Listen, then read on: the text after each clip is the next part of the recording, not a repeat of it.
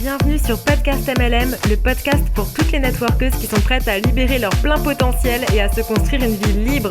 Je suis Laure Maria, coach business, mentor et la fondatrice de networkeuse.fr et mon objectif est de te partager toutes mes meilleures stratégies pour t'aider à dépasser tes peurs, découvrir de nouvelles idées que tu pourras implémenter dans ta vie et dans ton business pour enfin construire la vie et la carrière qui te ressemblent. Bienvenue sur le show!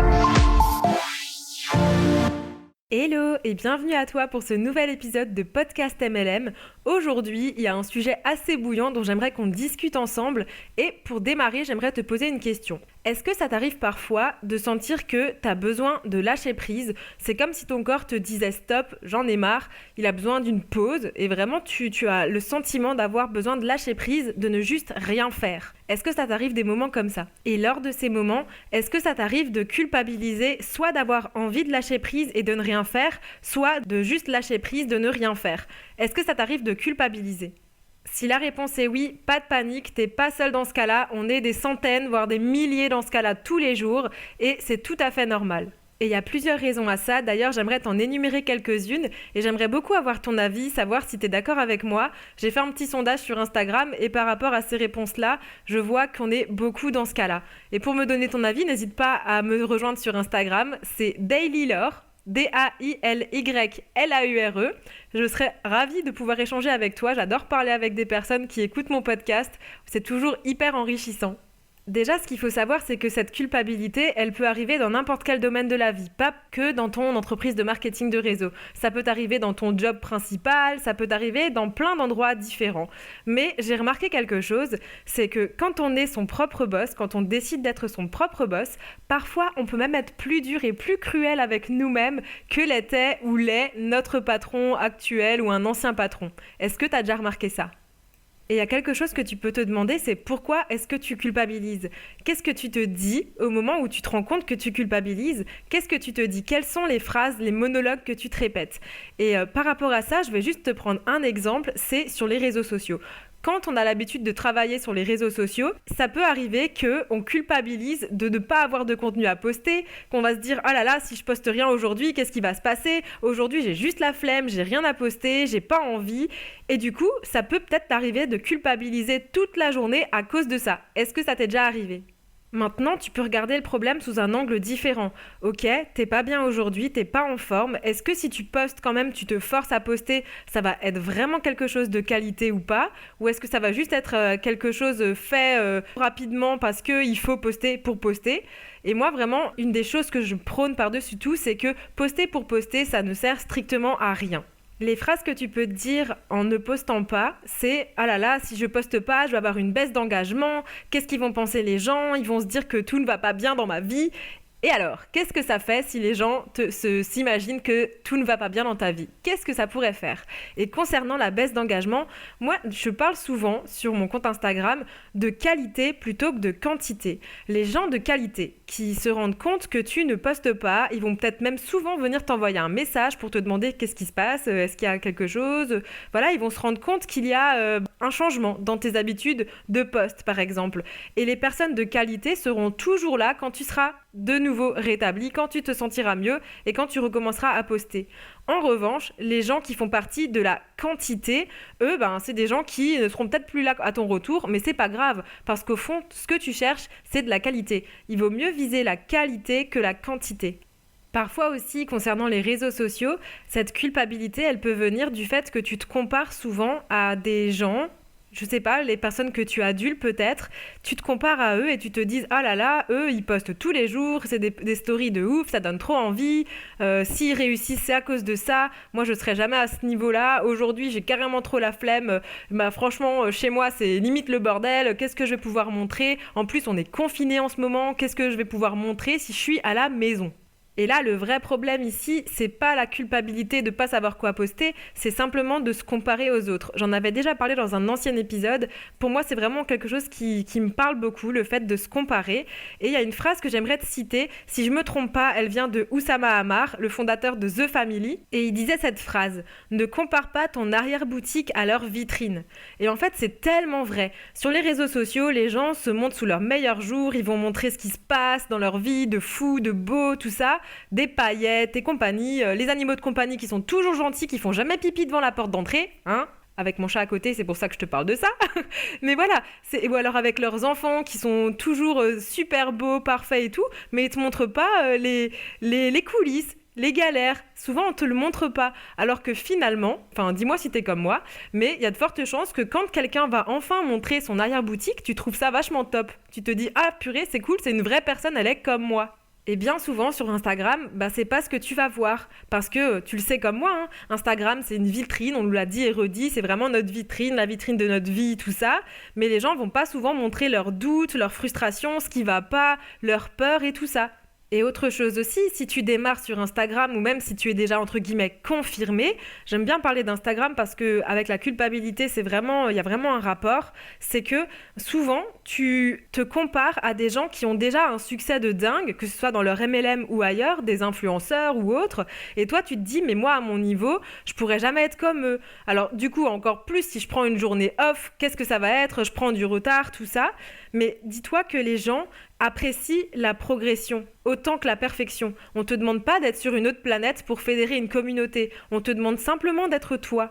Et quand tu t'aperçois de ce moment où tu veux te comparer aux autres, plutôt que de te dire qu'est-ce que je fais par rapport à X ou Y, cette personne qui a beaucoup d'influence et qui a un réseau de dingue et tout, dis-toi plutôt qu'est-ce que je fais par rapport à ce que j'aurais pu faire.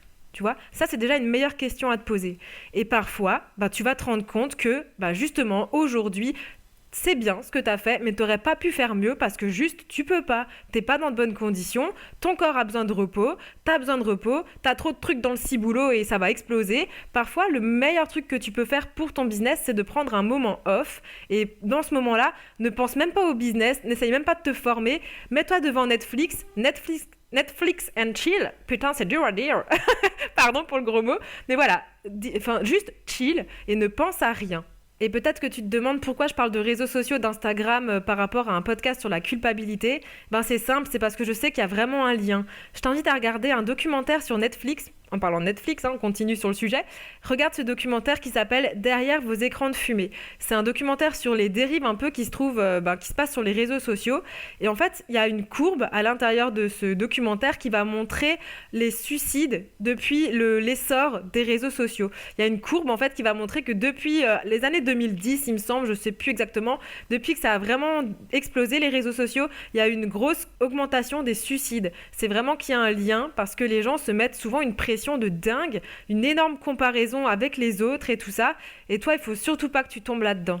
Alors non, je te dis pas que tu es au point de te suicider, on n'est pas au point de se suicider, mais par contre, tu te rends compte qu'il y a certaines dérives des réseaux qui sont pas réservées aux autres et que toute cette culpabilité de pas savoir quoi poster, de pas être en forme et tout, en fait, ça peut arriver à tout le monde et ça arrive justement à tout le monde.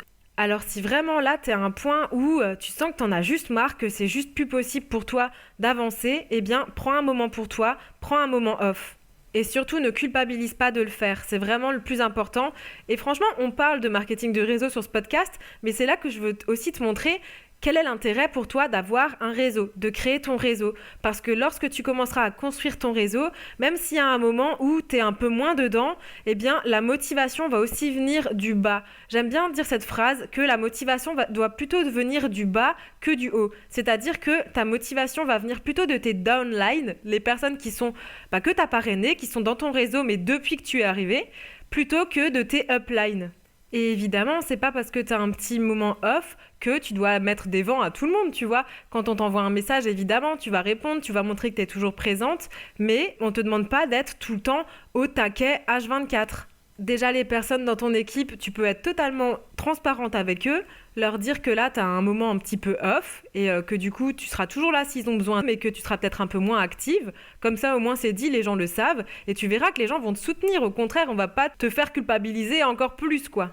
Maintenant, il y a encore un autre point que j'aimerais voir avec toi. C'est imagine, là, tu as une position à passer. Je sais que ça se dit comme ça dans certains MLM. Ou alors, tu as un chiffre d'affaires à atteindre avant la fin du mois. Et là, on est le milieu du mois. Et tu commences à douter de toi, à douter de tes capacités à y arriver. Peut-être que là aussi, tu peux avoir un espèce de sentiment d'être complètement débordé et d'avoir le ciboulot qui pète, quoi. D'avoir de la fumée qui sort des oreilles tellement tu sais plus par où aller. Et d'avoir juste besoin d'un moment off, de lâcher prise. Accorde-toi ce ce moment. C'est le plus beau cadeau que tu pourras te faire et surtout ne culpabilise pas parce que tu seras de toute façon pas efficace à vouloir chercher les commissions, les trucs, enfin voilà, les machins, à vouloir faire peut-être trop de rentre dedans avec les gens. Enfin voilà, ça va vraiment se sentir, tu vois. Parce que ce sentiment d'avoir besoin de lâcher prise, ça peut aussi venir d'un énorme stress, d'un coup de stress, parce que tu as un challenge à atteindre et tout. Ça peut venir comme ça. Dis-moi si ça t'est déjà arrivé d'ailleurs. Et c'est à ces moments justement qu'on est tenté de faire des choses qui sont carrément pas nous, quoi. Juste pour atteindre un certain chiffre d'affaires, pour recruter une nouvelle personne, voilà. On est tenté de faire des choses qui nous ressemblent pas parce qu'on a vu ça sur le compte Instagram de cette super leader. Donc vu qu'elle le fait, c'est que ça doit marcher. Mais non, en fait, on est tous différents et du coup, fais des choses qui te ressemblent, des choses qui sont toi, mais ne culpabilise pas si tu as besoin à un moment de rien faire. Alors, que les choses soient claires, je te dis pas de pas te donner à fond, de pas essayer de tout péter et de pas être en mode no excuse, on avance, on n'a pas d'excuses et tout. Maintenant, en fait, si vraiment il y a un moment où t'as le cerveau qui pète, faut que tu t'accordes ce moment pour toi. Ça peut être 1 jour, 2 jours, 3 jours, plusieurs jours, peu importe. Mais assure-toi que quand tu reviens, tu seras de nouveau au taquet, l'esprit reposé. C'est vraiment ça qu'il faut te rappeler. Tu te laisses un moment pour lâcher prise, mais par contre, quand tu reviens, là, tu seras de nouveau en mode no excuse, on va tout péter, on va tout avoir, quoi. Et alors maintenant, on est complètement clair que c'est justement quand tu te dis il faut absolument pas que je pense à quelque chose que tu vas faire que y penser. Donc je te connais, c'est pratiquement sûr que pendant ces jours off, tu vas faire que penser à ton business quand même. Moi ce que je t'invite à faire plutôt qu'à te faire péter le ciboulot encore une fois, tu prends une feuille, un stylo et tu essayes de te faire comme une espèce de to-do list, tu vois, ou alors tu notes toutes les choses qui te passent par la tête, toutes les choses que tu pourrais mettre en place dès que ça ira mieux pour atteindre malgré tout ton objectif. Et là, tu listes, tu notes. Et surtout, n'hésite pas à demander conseil à tes uplines, à des personnes autour de toi pour t'aider. Franchement, n'hésite pas, surtout si c'est un moment où tu as complètement un manque de confiance en toi, où tu doutes d'atteindre ton objectif. C'est là qu'il faut chercher l'aide de ses uplines, qu'il faut s'entourer et qu'il faut chercher les infos par soi-même. Mais autorise-toi ce moment pour toi et si tu n'arrives pas à t'empêcher de penser à ton business et tout, tu fais une espèce de to-do list de tout ce que tu pourrais faire pour quand tu reviens. Et franchement, tu vas t'apercevoir aussi que parfois, le fait de mettre tout sur papier, ça te permet aussi de vider ton esprit, tu vois, de lâcher prise et tout. Il y a plein de petits trucs comme ça que tu peux faire. On en parlera à un autre moment. Mais autorise-toi à prendre ce temps pour toi. Si vraiment tu n'arrives pas à faire autre chose que de penser à ton business, tu prends un cahier, tu notes toutes les choses que tu pourrais faire. Et quand ça repart, ça repart à fond, quoi. Alors pour récapituler un petit peu cet épisode, je voulais vraiment te faire prendre conscience que t'es pas seul dans ce cas à culpabiliser quand t'as besoin de lâcher prise, t'es vraiment pas seul. Les réseaux sociaux c'est comme ça aujourd'hui, c'est pareil pour tout le monde. Tout le monde pète des plombs parfois, tout le monde a l'impression de poster pour poster, mais c'est important de te rendre compte quand ça t'arrive que c'est ça. Pas te laisser submerger justement, te rendre compte que c'est ça. Et concernant la comparaison avec les autres, c'est aussi ça qui va faire en sorte que tu as l'impression de ne pas faire assez, d'être complètement submergé, overbooké. Au contraire, rappelle-toi de cette phrase, ne compare pas ton arrière-boutique à leur vitrine et garde ça en tête. Et ensuite, si maintenant tu t'aperçois que tu es juste en train de péter un câble parce que tu stresses de ne pas avoir atteint ton objectif avant la fin du mois, prends quand même ce moment off et note toutes les actions que tu pourrais mettre en place dès que ça ira mieux pour justement atteindre ton objectif malgré tout. Entoure-toi, c'est vraiment le plus important. Ne reste pas seul, quoi. On arrive à la fin de cet épisode, j'espère qu'il t'a plu, qu'il a pu t'apporter quelques petites clés. C'est vraiment du lore, c'est-à-dire qu'on part dans tous les sens. Je crois que ça va être ma marque de fabrique. Faudrait quand même que je commence à prendre des notes pour faire mes épisodes, mais des fois c'est bien aussi au feeling. Donc j'espère vraiment que tu vas retenir ce que je t'ai dit, que tu vas prendre du temps pour toi sans culpabilité, et je te dis à très bientôt dans un nouvel épisode. Prends bien soin de toi. Merci beaucoup de m'avoir écouté. Si cet épisode t'a plu, partage-le avec quelqu'un qui pourrait en avoir besoin. Et pour ne pas manquer les prochains, pense à t'abonner. Podcast MLM avec Laure Maria est disponible sur toutes les applications de podcast et sur YouTube. Retrouve-moi aussi sur Instagram @dailylore et sur networkers.fr. Et rappelle-toi, passe à l'action parce qu'il vaut mieux 1 gramme d'action que 1000 kilos de savoir. Ciao ciao.